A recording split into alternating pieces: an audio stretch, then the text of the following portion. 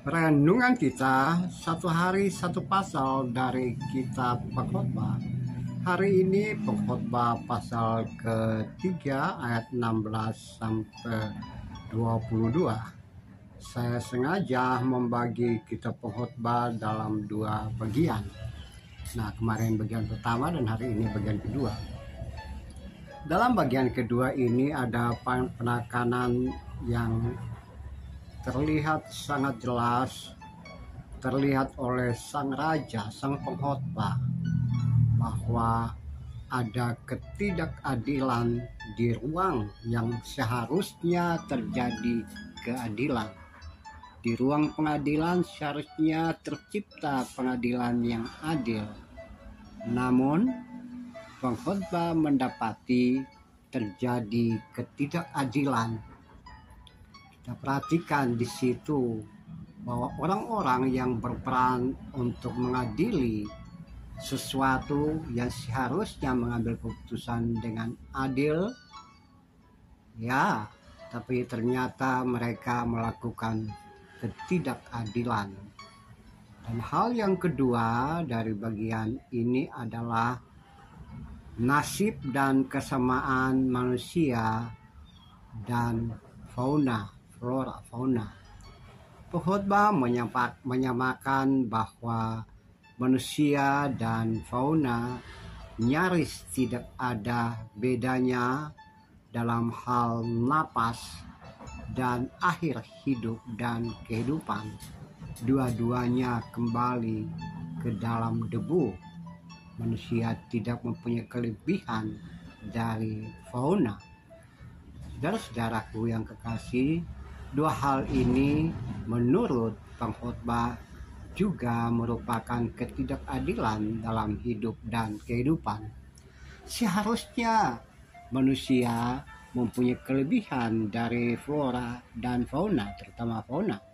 Dan seharusnya manusia yang disebut sebagai ciptaan termulia, terbaik itu harus melebihi dari apa yang disebut juga ciptaan yang lain. Tapi pengkhotbah melihat itu tidak penting. Tapi kesamaan keduanya sangat jelas bahwa akhir dari mereka adalah tidak ada, sama-sama tidak ada, dan akibat dari sama-sama terbuat dari sesuatu yang telah ada sebelumnya.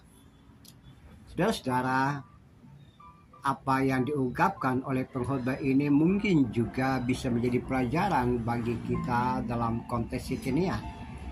Bisa saja saudara dan saya menemukan ketidakadilan di ruang pengadilan.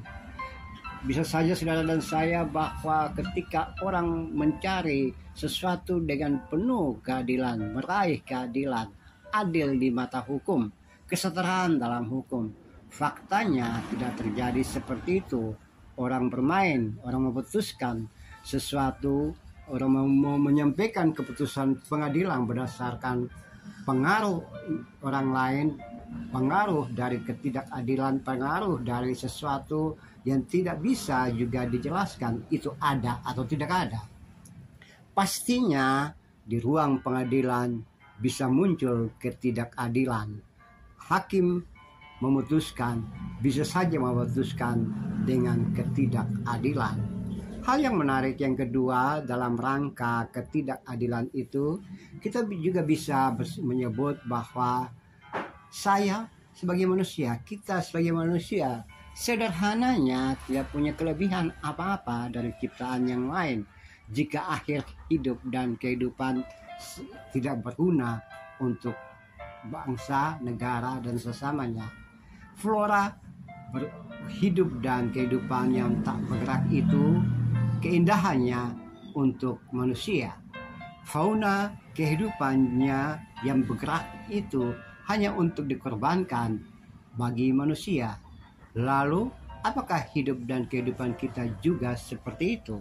Apakah kita tidak punya manfaat apa-apa buat orang lain, buat sesama, buat kemanusiaan, buat bangsa, negara, atau sesama dalam kemanusiaan?